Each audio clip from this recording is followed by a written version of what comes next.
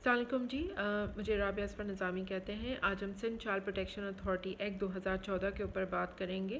اس کا ایک اہم پروسیس ہے ابینڈن چائلڈ کے حوالے سے، جس پہ میں بات کرنا چاہوں گی کہ صوبے میں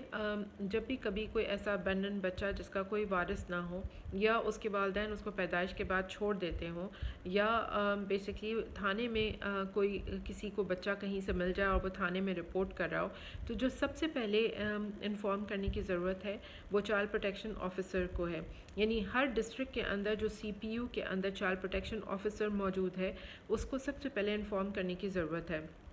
کیونکہ ونس جب وہ بچہ پولیس تھانے میں آ جاتا ہے یا ہاسپٹل میں ہے،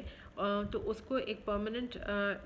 ریہیب کی لوکیشن کی یا شیلٹر کی ضرورت ہے۔ تو چائلڈ پروٹیکشن اتھارٹی کی ذمہ داری میں یہ آتا ہے کہ اگر وہ چاہے ہاسپٹل ہو یا وہ پولیس اسٹیشن ہو، اگر ہاسپٹل ہے تو ہاسپٹل سے اس کی کسٹڈی لے کے پولیس تھانے کے اندر اس کی رپورٹ درج کرائے، اور اس کے بعد اس بچے کو شیلٹر دے، مجسٹریٹ کے سامنے پیش ہو، کسٹڈی کا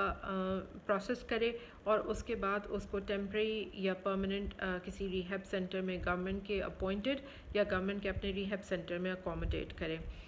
ہم نے عموماً یہ دیکھا ہے، ایک عجیب سی روایت سٹارٹ ہو گئی ہے کہ ہاسپٹلز کے اندر کوئی ایسا نومولود بچہ جس کو والدین ابینڈن کر دیتے ہیں یا چھوڑ دیتے ہیں، تو ہاسپٹلز خود ہی سے فیصلہ کر لیتے ہیں کہ وہ اے ڈی یا کسی بھی ایسے ادارے کو فون کر کے کہتے ہیں کہ یہ ابینڈن بچہ آپ لے جائیے۔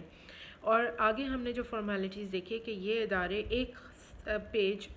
کبھی موقع ملا تو میں آپ کو دکھاؤں گی کہ ایک فارم ہے جس کے اوپر سمپل سے سگنیچرز کرانے کے بعد وہ بچہ اڈاپشن پہ بھیج دیا جاتا ہے ود ان فیو ڈیز۔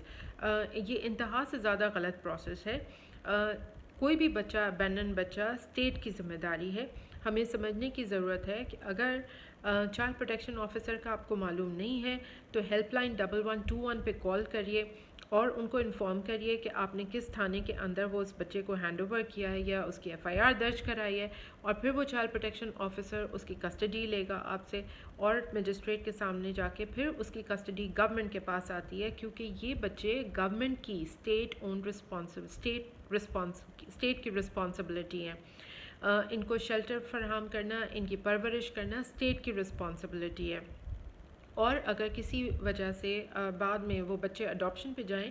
تو اس کیس کے اندر بھی مجسٹریٹ کا پروسیس فالو ہونا بہت ضروری ہے۔ یعنی taking over of a abandon child without a magistrate process is not acceptable.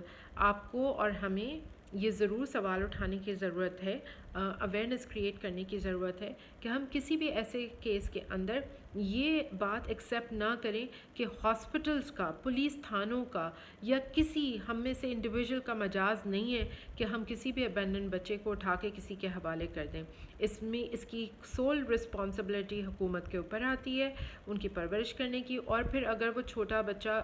اس کے بہتر مستقبل کے لیے اڈاپشن پہ بھی جاتا ہے تو اس کے پروسیس کو مجسٹریٹ کے تھرو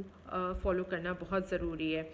تو یاد رکھیے 1121، اور ابینڈن چائلڈ کے کیس میں چاہے وہ ہاسپٹل ہو، پولیس تھانہ ہو، چائلڈ پروٹیکشن آفیسر